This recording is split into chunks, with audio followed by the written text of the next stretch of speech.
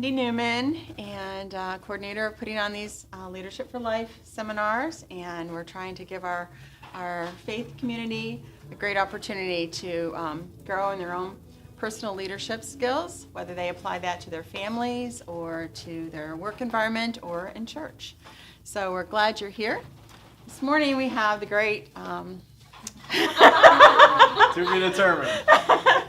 the great Jason Wanck. He was one of the original people who were able to join together in heart and prayer to found Encounter Church, and he's on our board of directors. He loves children passionately, and his own, as well as in our children's ministry. It's been a big part of his life. I guess I should have started with you grew up in a dairy farm and went to Penn State, but whatever. He has much to offer this morning, and I'm sure that you will enjoy it. Welcome, Jason. Thank you, Cindy, very much. Thank you, everyone, for coming. This is a topic near and dear to my heart because it's just been such a fabric piece of my life. And looking back at all of my good accomplishments, my great achievements, they've all been a result of the team around me. They could not have happened without the team around me. And I think about starting on the farm. You know, it's just such a great way to learn and develop that teamwork philosophy. I mean, we didn't make it through the day without everyone pitching their part. You know, it was all hands on deck. Each one had a role. I was milking the cows. Dad was in the field. Mom was doing everything.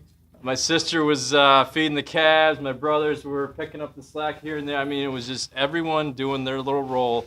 So at the end of the day, we all could win. It was a great way to understand teamwork.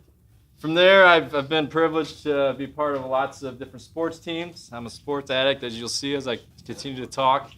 I love the concept that teamwork plays in sports.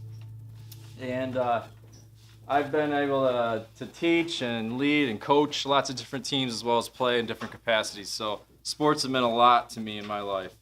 Work-wise, I've been privileged to work with a lot of different teams as well. Whether it's be leading 4 or 5 different crews of guys or being more of a followership role. I've been very blessed throughout my work life to learn about teamwork. Church, as Cindy mentioned, what an incredible journey Encounter Church has been working together as a team. We have a few board members in the room today, which is really great. You guys know for sure what we've been through, what God has done, and how we've all learned different aspects of teamwork along the way.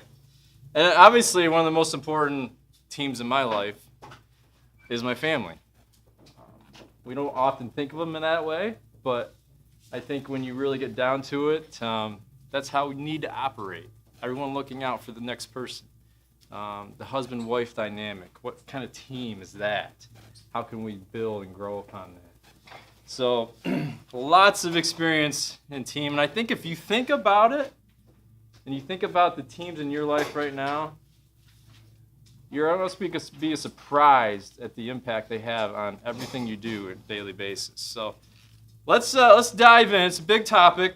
Tell me about some of the teams in your life that you've experienced and what made them unique, what made them special.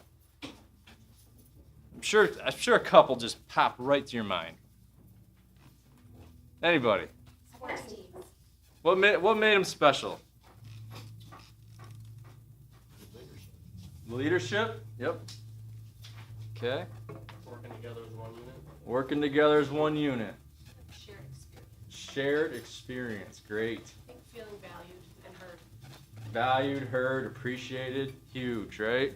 Huge. Okay. So, why are teams special? Let's get to your handouts here. Why are teams special? We are designed to need God and each other. Need God and each other. No one has all the gifts, skills, or wisdom necessary to accomplish all God desires us to. We are exhorted to use the gifts we receive, the talents and unique bents of our created nature, as well as our spiritual gifts, to serve one another with kindness, respect, and appreciation. Together, we are all so much more than we could ever be alone. Together, we are so much more than we could be alone. One of my favorite quotes on teamwork, and there's a ton of them out there, but this one kind of just really hits home for me. Andrew Carnegie said that teamwork is the ability to work together toward a common vision, the ability to direct individual accomplishments toward organizational objectives. It's the fuel that allows common people to attain uncommon results. As I thought about how do we break down this huge idea today, I tried to vision where you guys were in different aspects of your life and how we can apply that the best we can. So I broke it down into building a team, leading a team, and being a member of a team. Team builders. Who's built a team in their life? Or who's building a team right now? Okay, we got a few hands. Yes, all right, awesome. We're all building families, I hope. Define your team. That's the first step in building a team. Define your team. If we were to apply that to the church, how do we define the team of the church? Okay, we're a body of believers working together to achieve the Lord's goals. Define what your mission is, okay? What's your vision? What does winning look like?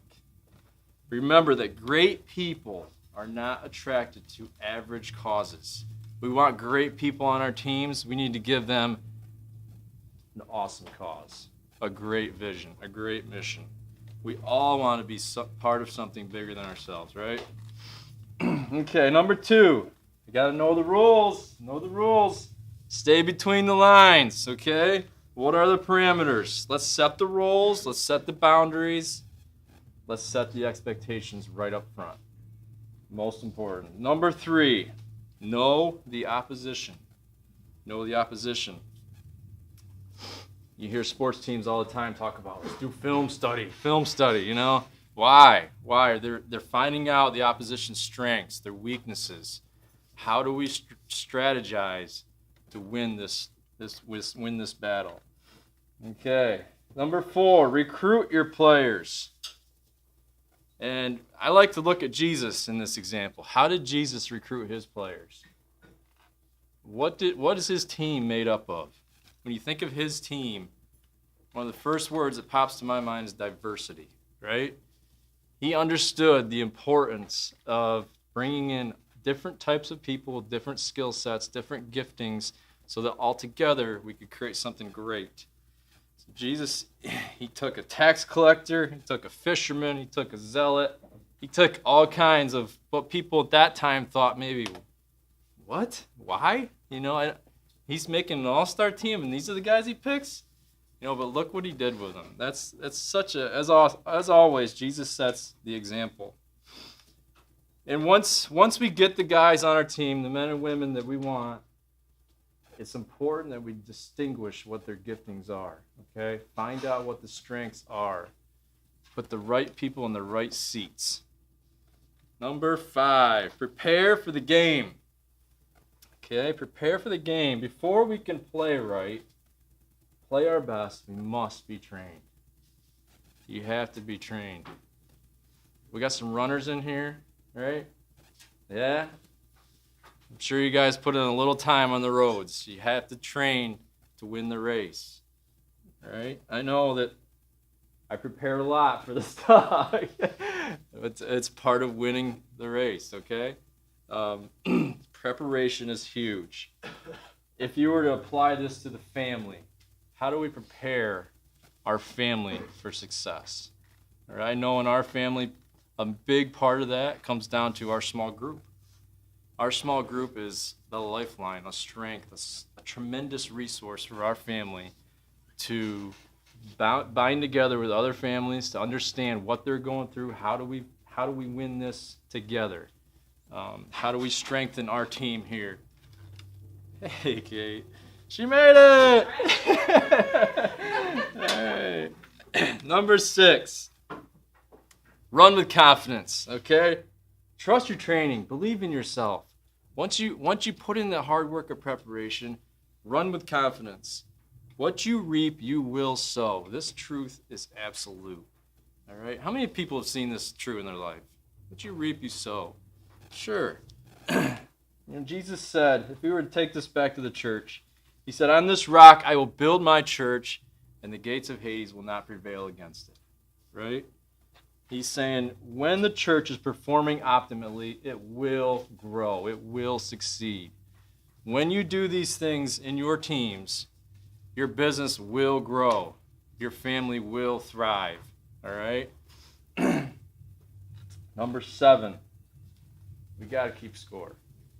I know we have a culture that's kind of leaning toward, the score doesn't matter. Everyone gets a ribbon, right? You got to keep score. I know I'm the type of guy, if it's Monopoly, thumb wrestling, softball, you name it, we're keeping score. Okay? You play to win the game. If it can't be measured, it can't be managed. That's what's important to remember. If we're taking this back to the church, is it the number of people that come in the doors? Is that our score? No, it's probably how many lives are we transforming? How many lives are we changing? That's the score sheet of the church. All right. Number 8, you got to rely on your coaches. Who's got some great coaches in their life?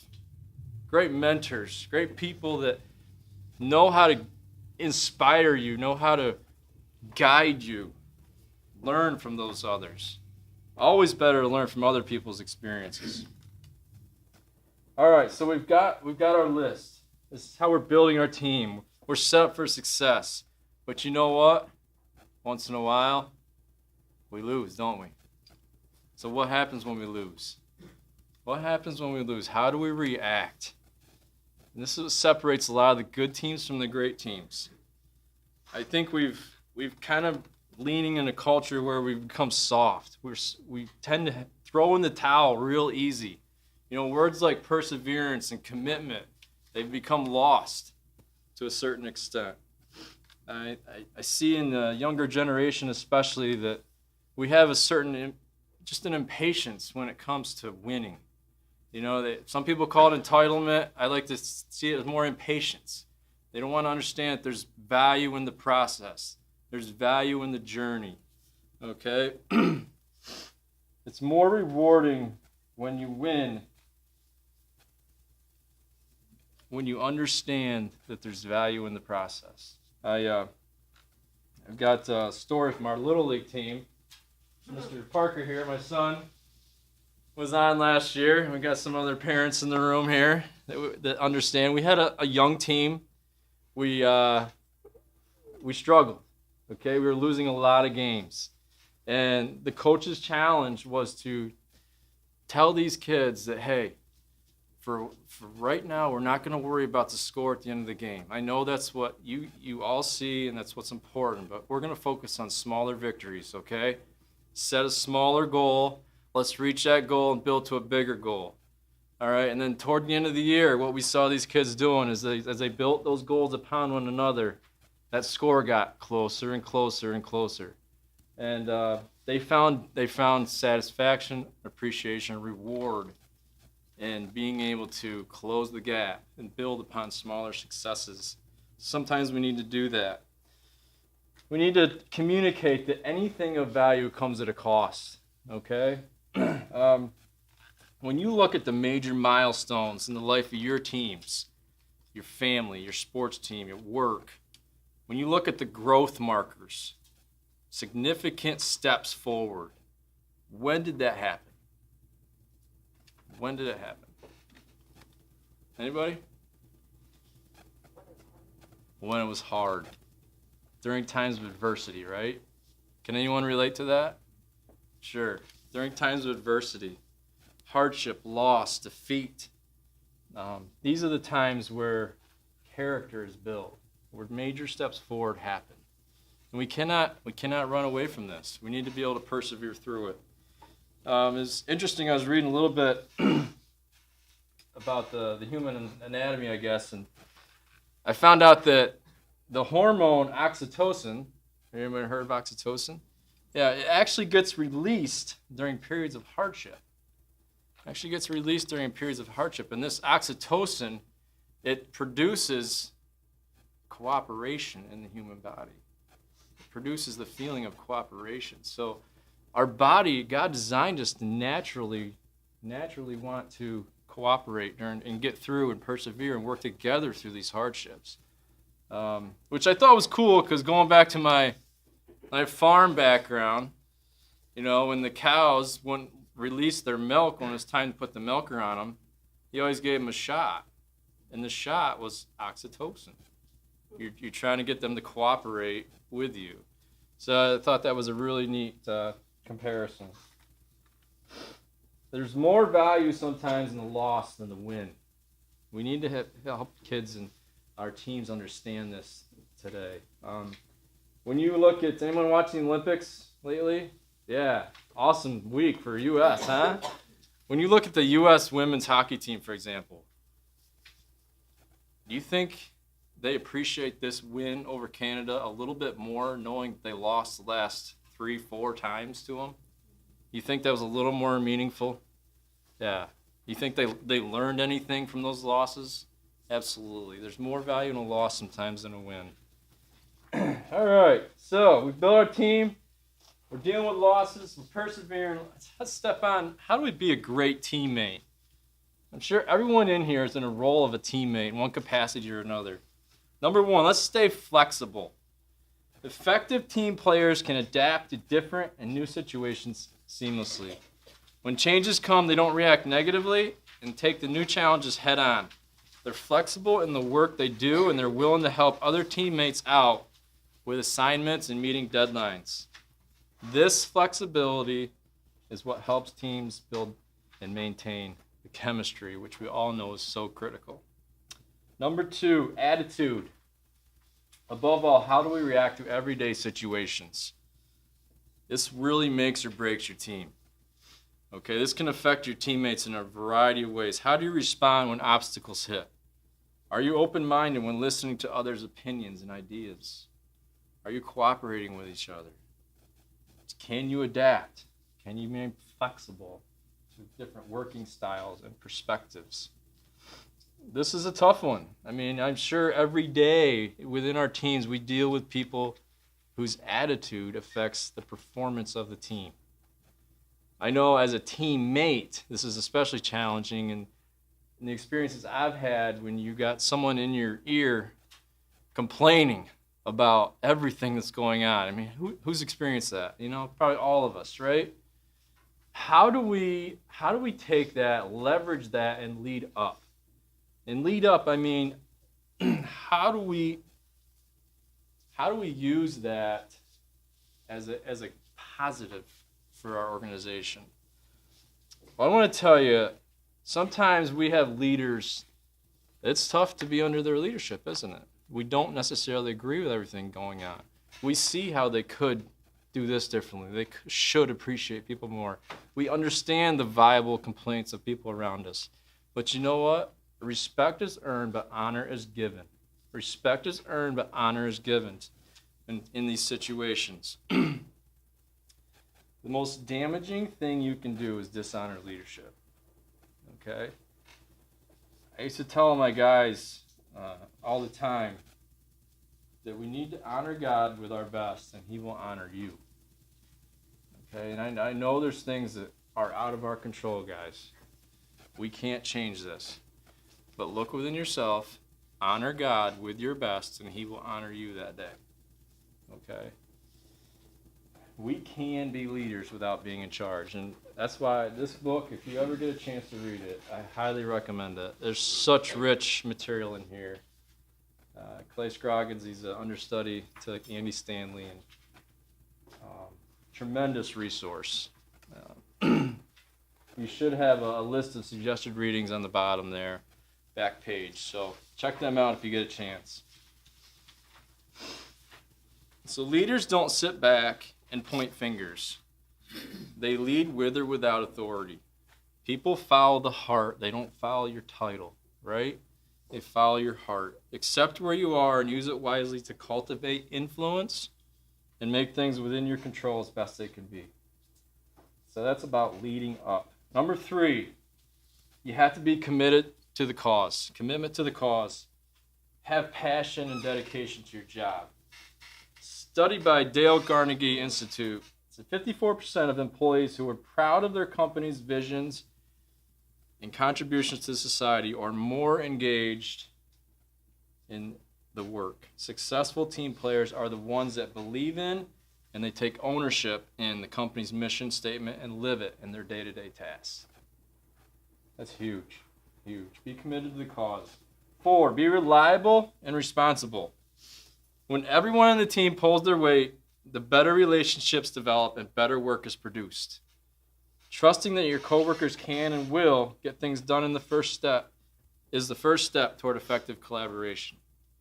It's no surprise that the most innovative and successful teams require dependability from all team members, from the individual contributors to managers to directors and even the big boss.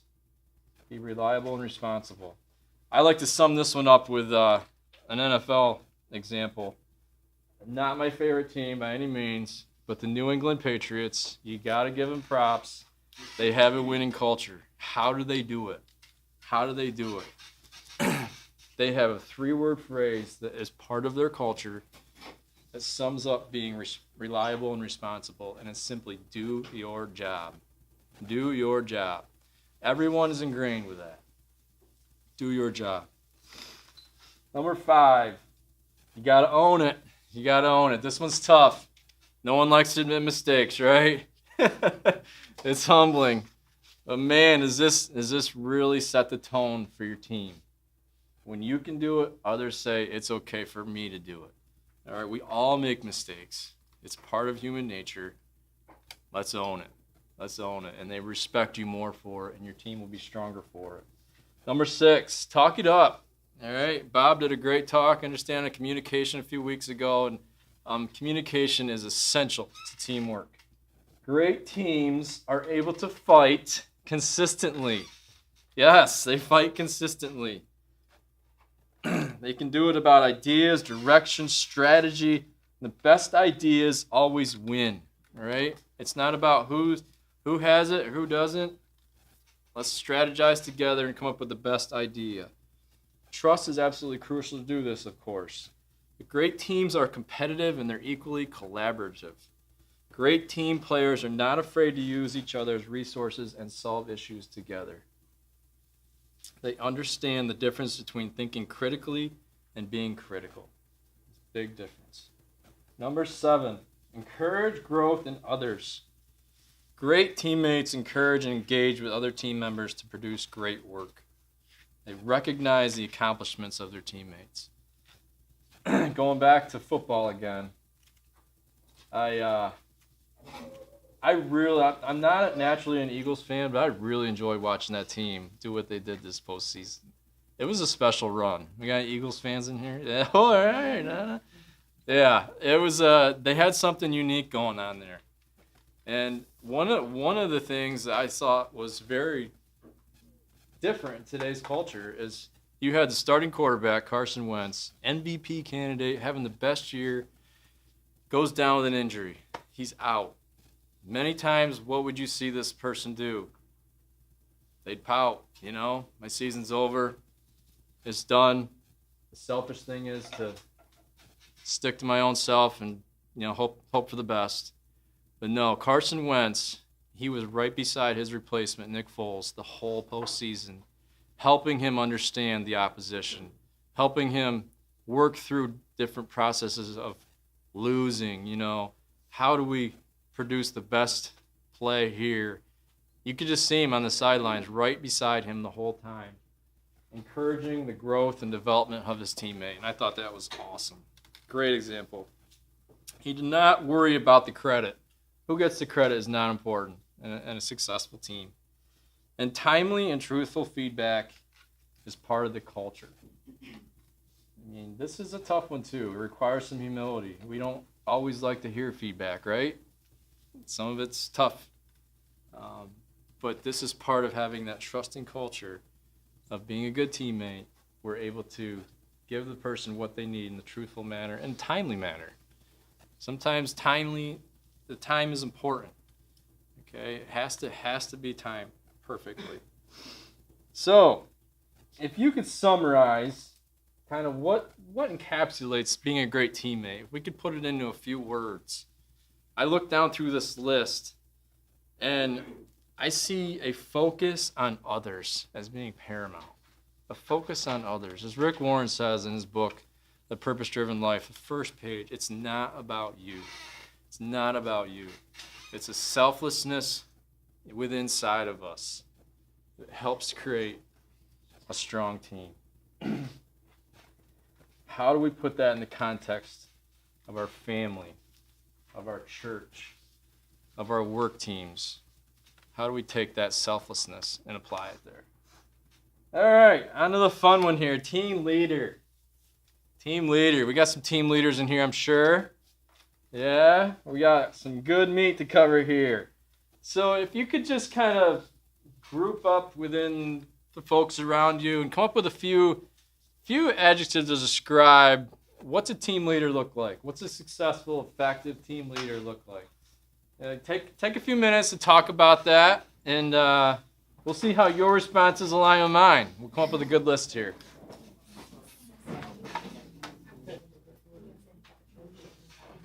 Okay, how are we making out? Anybody got some good ones?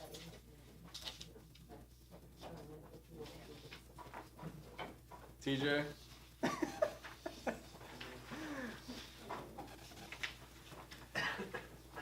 Understanding the different ways people learn. Understanding the different ways people learn. That's great, Dave. Ability to motivate.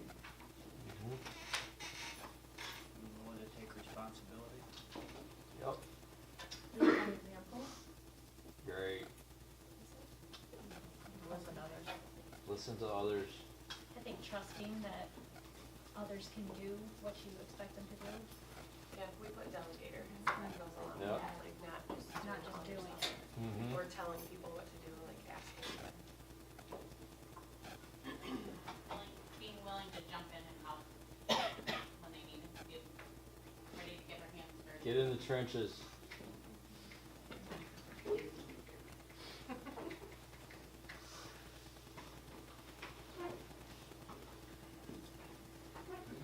Courageous. Good job and stuff. Praise, appreciation. Yep.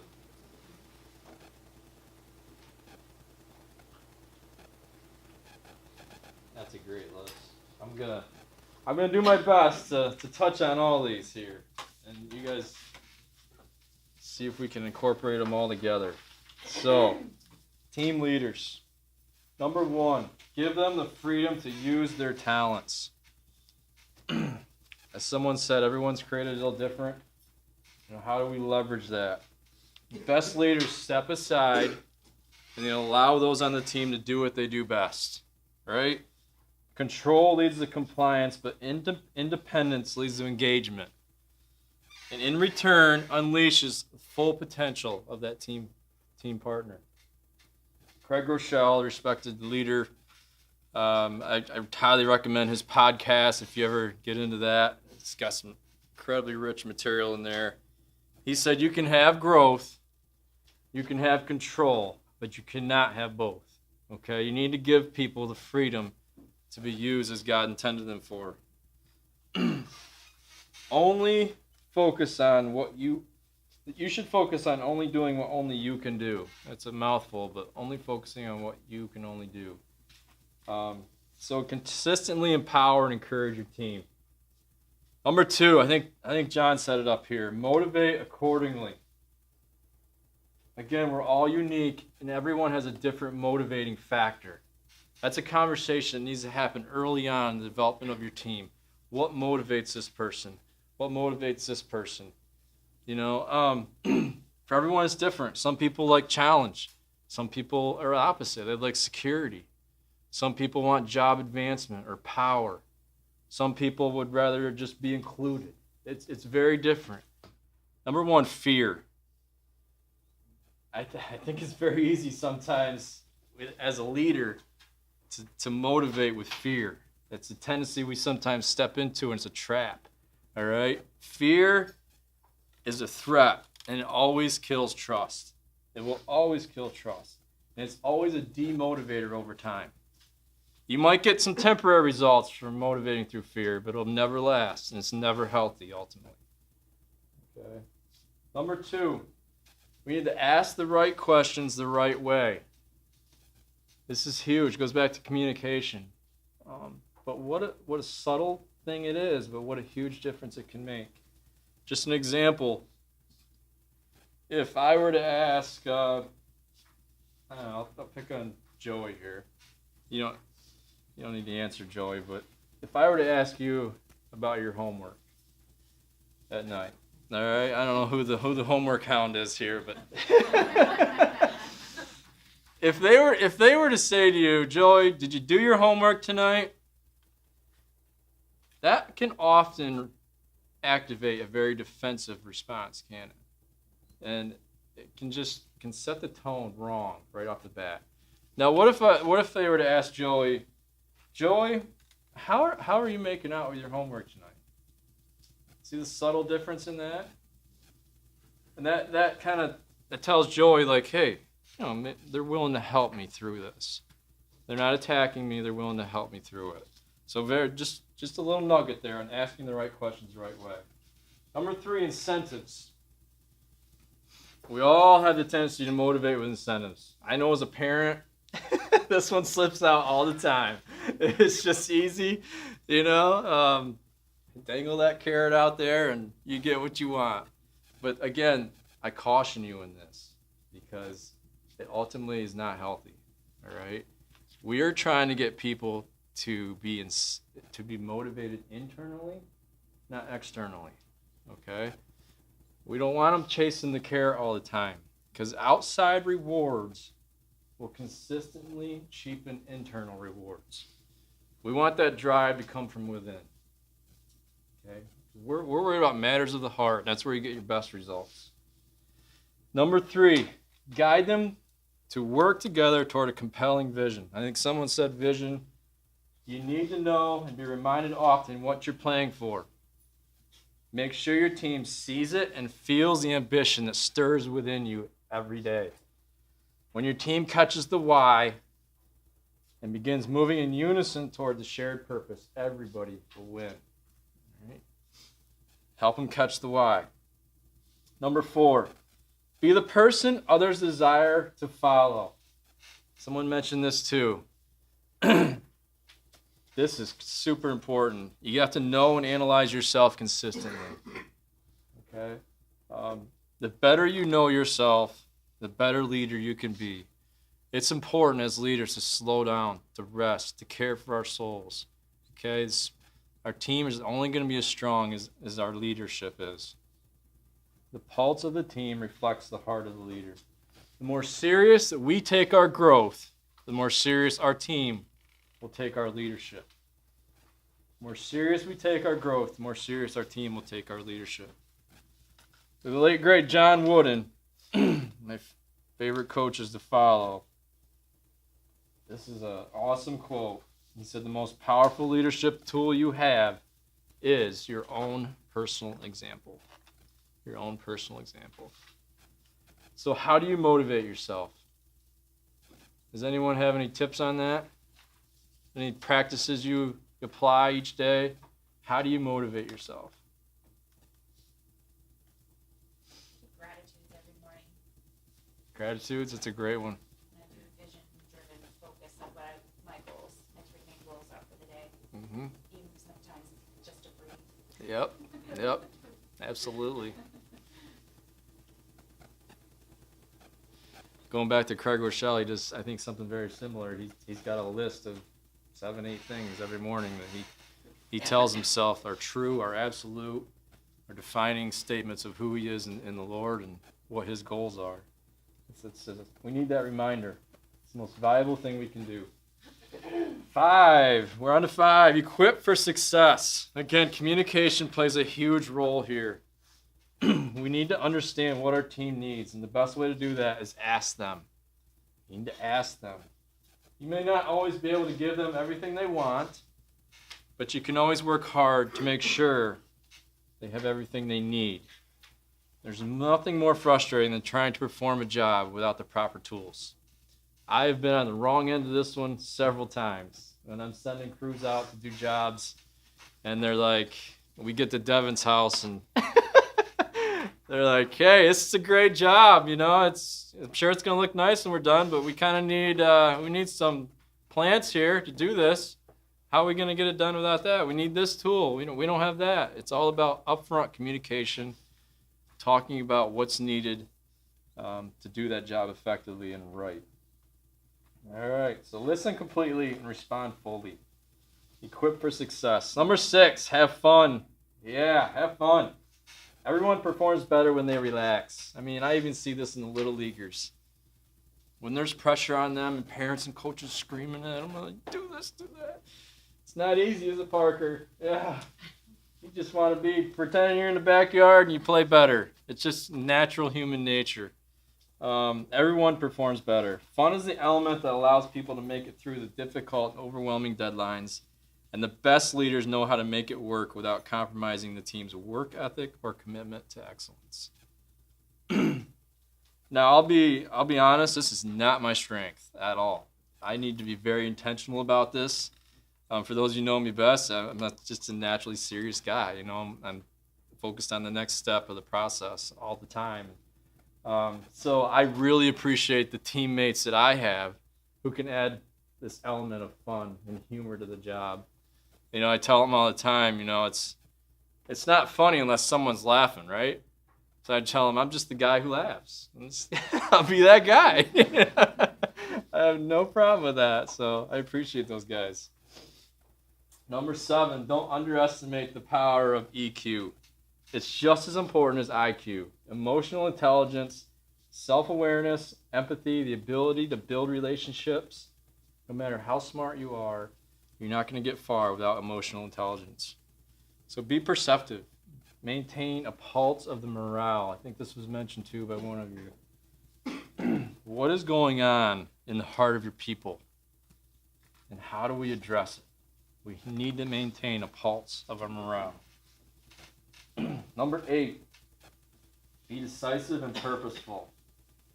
Decisions happen on a constant basis, don't they, as a leader? We cannot procrastinate. We can't push them down the road. They need to be timely. They need to be effective. Growth and success are contingent on determined action. Encourage bold moves in your team. All right? So we often just play it safe, and we lose a lot. We leave a lot on the table. Grant permission to make mistakes. Walk alongside them. Someone mentioned that.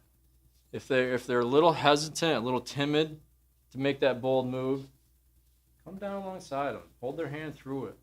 Give them the confidence they need to take that next step of development. Number 9, model accountability, respect, and responsibility. All this goes back to the word integrity. Just doing what you say you're going to do. It tells others they can count on you, and it shows the kind of behavior that you expect. Character creates consistency, and if your people know that they can expect that from you, they will continue to look to you for leadership. Develop that character. Mutual respect is critical. We had a guy at my work that we just came from different backgrounds. You know, I was more of I came into the position with a degree and more of the intellectual side of the business, and he was a laborer that had worked his way up, and he knew it all. He could fix things. He could solve problems. He could install things. I mean, I had a great deal of respect for him, but I never communicated that. And he looked at me, and he kind of felt a little bit insecure. And, you know, I was this college guy, you know, I had an office, and we came from just different sides of the spectrum. And there was a tension in our relationship because of it. There was a barrier there until the day I decided I'm going to bring him in, and I'm going to talk to him. And I'm going to tell him just exactly how I feel. That he is truly one of the most valuable people on our team. And I have an utmost respect for the skill set that he brings to the table. Without him, my job would be nothing, you know? And from that day on, our relationship flipped. And it was amazing just what that little conversation of expressing shared respect, how much that deepened our relationship. So, really cool stuff. Number 10, teach that everything is hard before it's easy. Encourage your team to persist until something happens.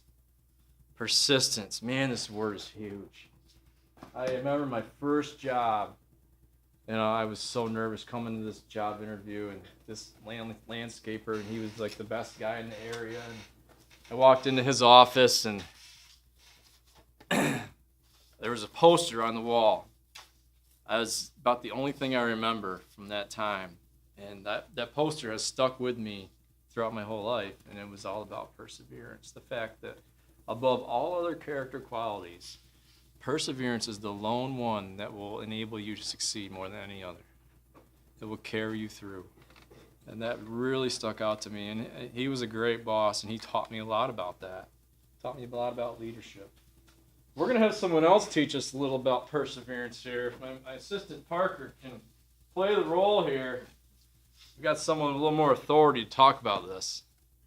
Let me tell you something you already know. The world ain't all sunshine and rainbows. It's a very mean and nasty place, and I don't care how tough you are, it will beat you to your knees and keep you there permanently if you let it. You, me, or nobody is going to hit as hard as life. But it ain't about how hard you hit. It's about how hard you can get hit and keep moving forward. How much you can take and keep moving forward. That's how good it is done. Now, if you know what you're worth, now go out and get what you're worth. But you gotta be willing to take the hits and not pointing fingers saying you ain't where you want to be because of him or her or anybody. Cowards do that, and that ain't you.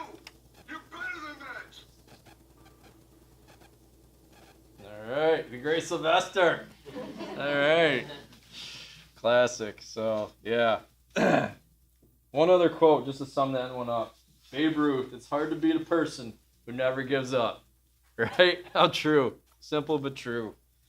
Perseverance. 11, challenge your people to grow.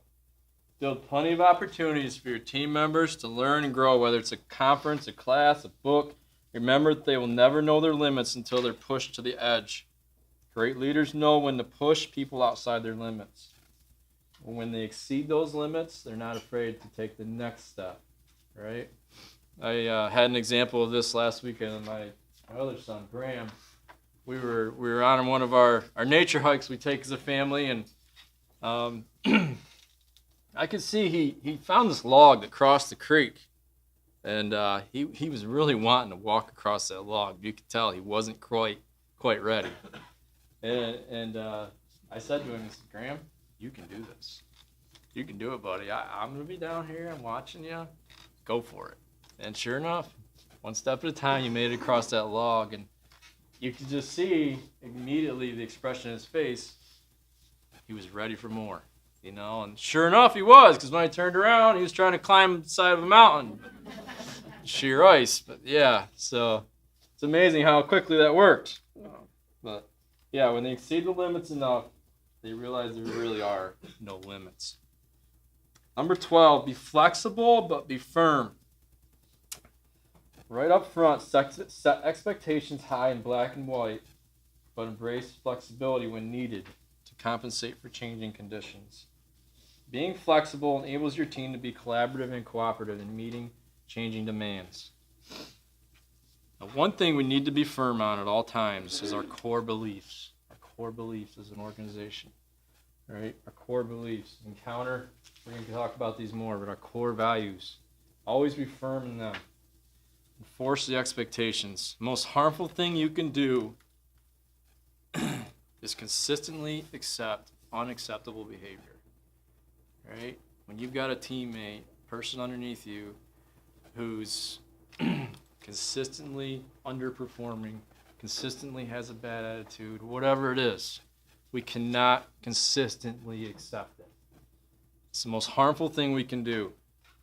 It will just erode away at the health of our organization. If you want to lose respect of your team, do not address a glaring problem. Put it off. If you want to lose the respect of your team, don't address it. We have to show them how the actions are hurting the team around them. This is how we discipline effectively, okay? There's lots of methods out there in disciplining, and a lot of them vary per personality. We have to get to the character of the person and say, look, this is how you're hurting the team. All right, make it personal, which number 13 is get personal. You must know that you care before they care what you know. This is a classic quote. I think a lot of the people who taught in here have used it because it is so central to leadership. You need to develop relationships. It doesn't have to be a close friendship. You don't have to have them over for movie and popcorn all the time. But you need to know, they need to know that you care. You're not just people there to get the job done. Ask about their family. Show them that you genuinely have interest, their best interest in mind. If you become a major nurturer in the life of another person, then you have an opportunity to make a major impact on them. Okay? Nurture your people. And I'll just give you a hint. Many times this happens outside of your normal working environment. Okay? It takes the professional aspect out of it. So whether it's a house barbecue or anything that's outside of your normal working conditions is the most effective time to do this. 14, humility. Being vulnerable opens the door for relationship to happen. When you read John Maxwell, he often talks about the difference between a level 4 leader and a level 5 leader. And the one word that separates the two is the word humility. Why is this so hard for leaders? Because probably we're class A or type A people, right? Driven, strong. Humility is hard for us. It's hard, but that's the one characteristic that separates the two. They need to know you don't have all the answers. They need to know that you're accessible and you're open-minded, and just know that your weakness is someone else's opportunity to shine. Right? That's what makes the team. 15, consistently praise them and always appreciate them. The number one reason people leave a job, a team, they don't feel appreciated. Anyone relate? They don't feel appreciated. Give praise where praise is due. Take time to celebrate individual and team wins. Time spent on what's wrong versus time spent on what's right. It's so much easier to pick apart people, isn't it? Isn't it? It's just our human nature, and we need to fight against that. We need to find the good in people, what they're doing right, and praise that. Sam Walton said, "Nothing else can quite substitute for a few well-chosen, well-timed, sincere words of praise. They're absolutely free and they're worth a fortune." Love that. So when we summarize the list that all of you and I came up with, I looked down through there and there's one word that just sticks out to me of being a great leader. What does it take? One key word is trust. Trust. We have to have trust. It's the heart of a functioning, cohesive team. And this book here, 5 Dysfunctions of a Team, trust is behind each and every one of them. Right? When you look back through that list, I mean, Graham, he wouldn't have crossed that log if he didn't trust me. You can't communicate with people. You can't give feedback. You can't fight in a way you want to fight without having trust. Right? You can't discipline without having trust there. It's behind everything we do as a leader. All right, defining a culture of a winning team. So how do we take the habits and these principles we've discussed and put it into an environment that's reproducible so we can continue to win? Culture is invisible, but it's determinative. You can't see it, but it defines so much. It's hard to pinpoint, but it's easy to feel. Right? You certainly feel it when you visit a foreign country, a different church, a business. There's a certain style or personality of every organization. I know when my wife and I, we like to go out to eat, we pick a few certain places because of the way their culture is. We like to go to Panera. Why? Because it's got a relaxing culture. Everyone's just kind of chill in there. You know, there's not a high pace. There's no stress. And we need that in our life when we get away. So that's what we like about it. It's just a chill culture, right? Every culture every organization has a culture and unique DNA that makes them who they are. Sometimes it's intentional, sometimes it's accidental. But the best teams are very intentional in focusing on developing it. It's the unspoken rules of how things get done. For team health, someone must speak the unspoken rules. And that's why leaders must take responsibility to bring clarity to their team culture. if you do nothing else about as a leader, you need to be clear about this. A bad culture will consistently undermine an amazing strategy, mission, all that other stuff we spend time working on. It's useless if we have a bad culture. All winning organizations have a defined culture that was developed over time in an intentional way.